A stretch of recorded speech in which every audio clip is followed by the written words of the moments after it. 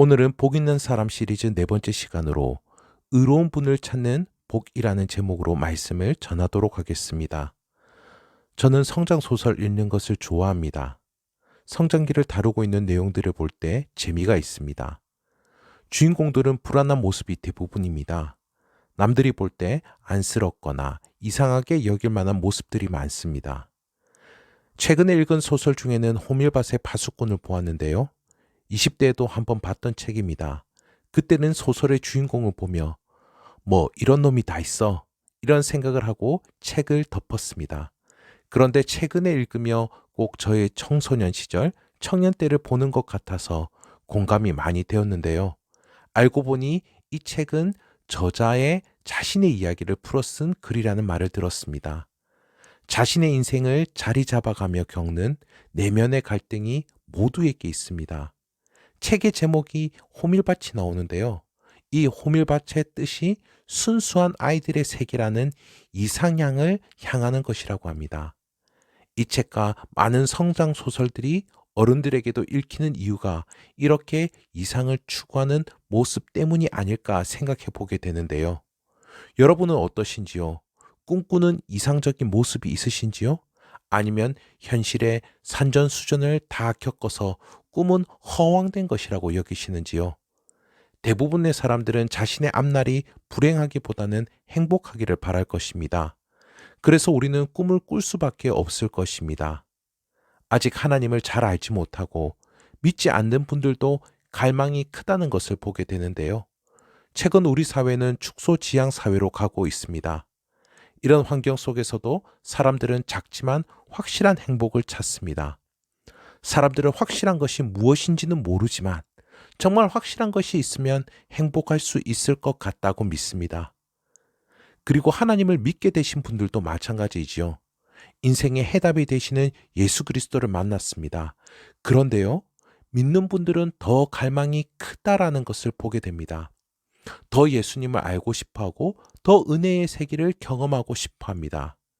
그래서 요즘에는 교회 이름에 더라는 글자가 많이 들어가는 것 같습니다. 더 사랑, 더 행복, 더 기쁨.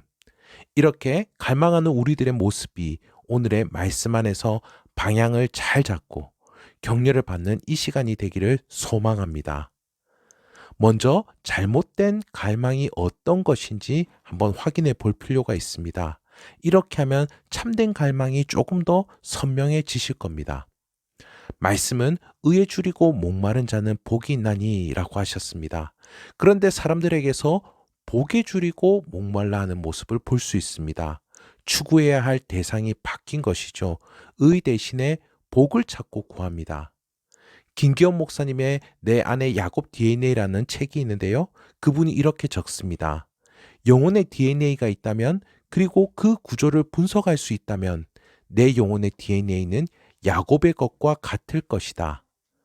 영적 DNA의 이중 나서는 영적 갈망과 육적 욕망이라는 두 개의 가닥이 배배 꼬인 사슬 모양임이 틀림없다.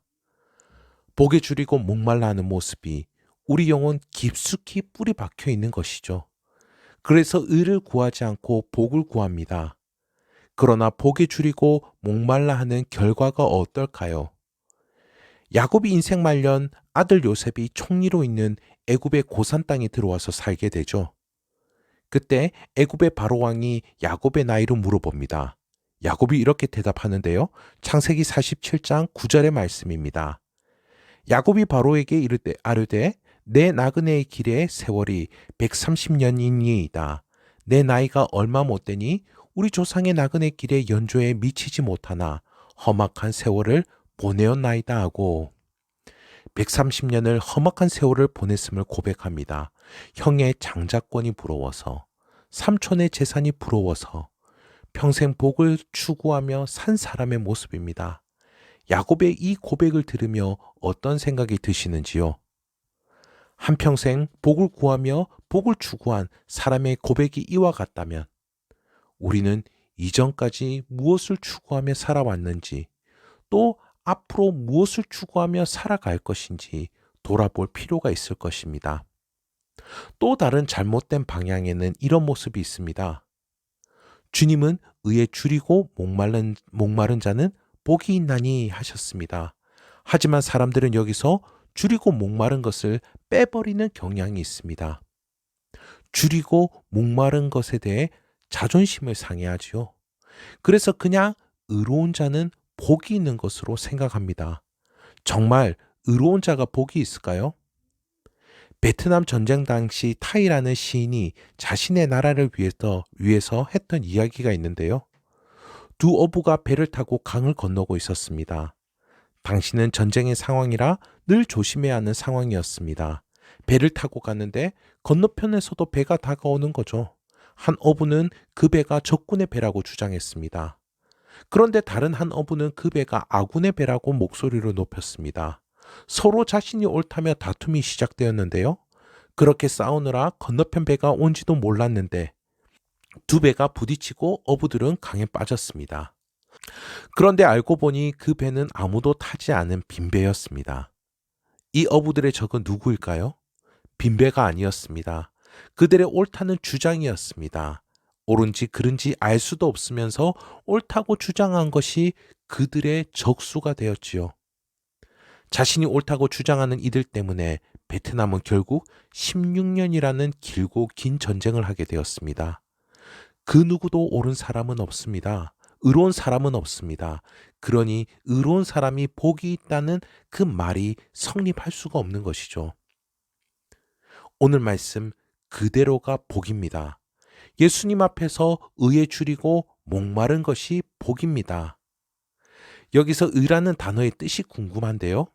의를 한자어로 우리는 옳을 의자를 써서 옳다는 의미로 의라고 부릅니다. 저는 이 옳을 의자를 쓴 이 의미가 무엇인지 너무나 궁금했는데요. 그런데 성경에 있는 단어들은 모두 하나님과의 관계 언어입니다. 그러니 성경에서 의라는 말은 하나님과 올바른 관계에 있다는 말이죠. 하나님을 하나님으로 높이고 그리고 하나님과 친밀함 속에 교제하며 하나님을 진실되이 사랑하고 마음 깊은 것까지도 나누는 관계입니다. 그리고 사랑하게 되면요, 말씀도 따르게 되죠. 그렇게 하나님의 말씀을 따라 행하는 삶 역시 의입니다. 하나님과 함께하고 하나님의 말씀을 따르는 것, 이것이 의로운 삶입니다. 하나님과 거리낌 없이 함께하고 순전히 말씀을 따르는 삶이죠. 이런 삶을 사시는 분이 계십니까? 오직 예수님 한 분밖에 없는 줄 믿습니다. 그러므로 의에 줄이고 목마른 자는 의로우신 예수님을 찾는 자들입니다. 여러분 중에 혹시 이런 삶을 꿈꿔보신 분이 있으신지요? 생각만 해도 하나님 생각만 하고 집중해서 충분히 기도도 하고 하나님의 말씀 한 구절 한 구절을 삶에 담아내려고 해보신 적이 있으신지요? 저는 청년 시기에 신앙생활을 시작하다 보니 열정적이고 활기찬 활동을 하는 것을 좋아했습니다. 나름 성령 충만하다고 생각하며 묵상도 하고 또 기도도 하고 사람들도 사랑해 보려고 했습니다. 그런데 그게 며칠 가지 않더라고요. 그래서 자기 관리표를 만들어 놓고 체크도 하면서 해봤습니다. 일주일이 지나면 체크표가 어디에 갔는지 보이지 않아요. 또 다른 사람들과 같이 해봤습니다. 하루 만에 신약 통독도 합니다. 와, 해냈다. 그걸로 끝이더라고요. 읽었으면 실천을 하려고 해야 되는데 다 읽었다는 자기 만족감으로 끝. 그런데 이게 작심삼일 의지력의 문제가 아니라는 것을 알게 됐습니다. 왜냐면요. 오히려 이렇게 하는데도 말씀과는 정반대의 모습을 제가 보이더라고요. 시기가 죄인 줄도 모르고 분노가 악인 줄도 모르고 다른 사람이 먼저 조금 틀렸다면 나 자신은 옳은 사람처럼 상대방에게 막 이야기를 합니다. 하나님만 생각하고 기도의 삼매경에 빠지고 말과 행동에서 하나님 말씀만 나오고 제가 꿈꿨던 것들이 다 개꿈이더라고요. 하나님이 이런 나를 보시면 어떻게 생각하실까? 이런 마음이 드니까 한숨만 나오게 되고요. 우리가 신약 성경을 읽어봐서 알지만 예수님은 의로운 사람, 완전한 사람, 이런 사람을 안 좋아하시잖아요. 예수님은 수고하고 무거운 짐진 자들아, 예수님은 이런 사람들을 부르셨습니다.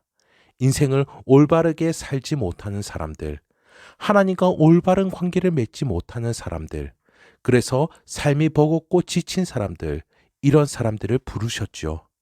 이 부름에 응답할 수 있는 우리 모두가 되기를 소원합니다. 예수님을 찾고 구하는 우리들이 되기를 원합니다. 그래서 예수님을 힘입어 살아가는 우리들이 되기를 축복합니다. 이렇게 예수님을 찾고 구하는 자들은 하나님과 영원토록 교제하는 축복을 가지게 될 것입니다.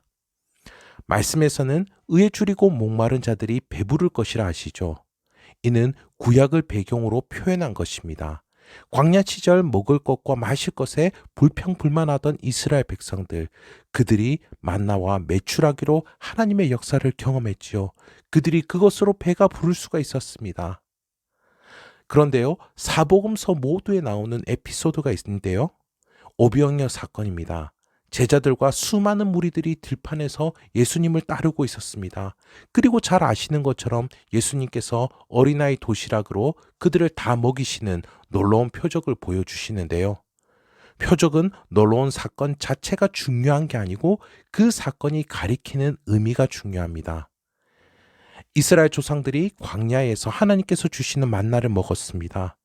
그래서 살 수 있었죠. 그처럼 들판에서 예수님께서 오병이어로 수천 명을 먹이셨습니다. 이 기적이 가리키는 의미가 이것인데요. 예수님이 요한복음 6장 51절에서 말씀해 주십니다. 나는 하늘에서 내려온 살아있는 떡이니 사람이 이 떡을 먹으면 영생하리라. 내가 줄 떡은 곧 세상의 생명을 위한 내 살이니라 하시니라. 예수님은 자신을 살아있는 떡이라고 하십니다. 그리고 예수님을 믿는 자는 영생하리라 하시죠. 요한일서 5장 11절에서 영생을 이렇게 말씀합니다. 또 증거는 이것이니 하나님이 우리에게 영생을 주신 것과 이 생명이 그의 아들 안에 있는 그것이니라. 예수님 안에 있는 생명과 같은 생명을 받게 됩니다. 예수님이 영원토록 하나님과 교제함 같은 그 생명을 얻게 됩니다. 예수님은 이 땅에 계시는 동안 하나님과 어떤 교제를 나누셨을까요? 예수님은 하나님의 인정을 받으며 축복을 받으셨습니다. 사단의 공격에서도 하나님의 돌봄을 받으셨습니다. 기도를 통해 하나님과 면밀히 교제하셨습니다. 우리는 다른 복을 구하지 않아도 됩니다. 복의 근원이신 분과 함께하기 때문이죠. 우리는 의로운 척, 옳은 척 하지 않아도 됩니다. 하나님이 우리를 인정해 주시기 때문이죠. 우리는 성공과 실패에 연연하지 않아도 됩니다. 언제나 하나님께서 우리를 돌보아 주시기 때문이죠. 이 생명의 은혜를 풍성히 경험하시기를 우리 주님의 이름으로 축복합니다. 그러므로 이제 우리가 해야 할 것은 우리 주님을 사모하는 것입니다. 시편 107편 9절입니다. 그가 사모하는 영혼에게 만족을 주시며 줄인 영혼에게 좋은 것으로 채워주심이로다. 로이 크로프트라는 시인의 내가 당신을 사랑하는 것은 이라는 제목의 시입니다. 내가 당신을 사랑하는 것은 지금 당신이 당신이기 때문이지만 당신 곁에 내가 또 다른 나로 변하기 때문입니다. 내가 당신을 사랑하는 것은 내 삶의 목재로 헛간이 아니라 신전을 짓도록 내가 날마다 하는 일을 꾸중함이 아니라 노래가 되도록 도와주시기 때문입니다. 내가 당신을 살아가는 것은 어떠한 신앙보다도 바로 당신이 나를 선하게 만들었고 어떠한 운명보다도 바로 당신이 나를 더욱 행복하게 만들었기 때문입니다. 우리 주님을 사랑하십시오. 우리가 변해 있을 것입니다. 우리가 복된 모습으로 날마다 새롭게 될 줄 믿습니다. 말씀을 맺도록 하겠습니다. 예수님과 함께 마음과 생각을 나누는 삶을 꿈꾸시기 바랍니다. 예수님을 더 사랑하고 더 기뻐하고 더욱더 따를 수 있기를 소원합니다. 더욱 갈급한 심령으로 주님을 더 찾고 더 찾아 하나님을 풍성히 맛보아 알게 되는 은혜를 경험하시기를 우리 주님의 이름으로 축복합니다.